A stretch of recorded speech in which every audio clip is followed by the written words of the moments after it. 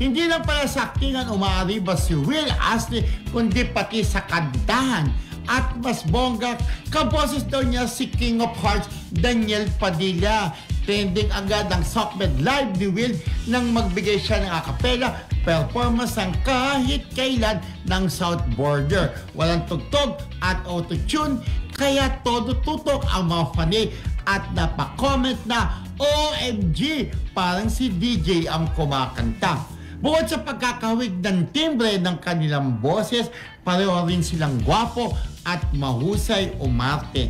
Kaya naman, mas lalong kapanapanabig sa kanilang mga fanay. Aba, hindi biro ba ikumpara ang isang Will kay Daniel Padilla na isa sa pinakasikat at respetadong actor-singer ng kanyang henerasyon. Kaya wish ng netizens, sana raw ay magka-project sina Will at Daniel, acting man o duet sa isang concert stage. Kung mangyayari yon, siguradong pasabog na pasabog at magigiba ang internet. Ay, talbog!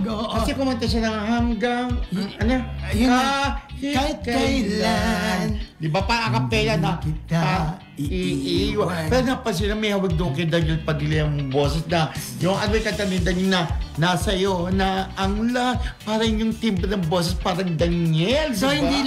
hindi lang si Seth Pedilin na pati na si Will Ashley, kaboses na ni Daniel Padilla. Si Seth Pedilin naman, the way he talks na yun medyo hawig sila ng Daniel at may hawig din, di ba? Parang batang Daniel. May hawig. Lalo mahaba yung buhok. Kayo ba, mga classmates, sa tingin niyo ba may hawig si Seth Pedilin kay Daniel? May hawig person. Sa nakikita ko, at saka yung pati pananalita niya, parang si Daniel. Oo, yun na nga. Yun nga. Pero so, ito naman, pag kumakanta, kaboses daw ni Daniel, itong si Will Ashley, at marami talaga ang humanga. Siyempre sa PBB collab.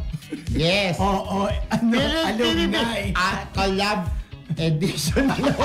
PBB Celebrity Collab Edition. Oo, tama. Na produkto siya na housemate ng PBB Collab Celebrity Edition. Na in fairness kay Will, talagang bumongga ang karir.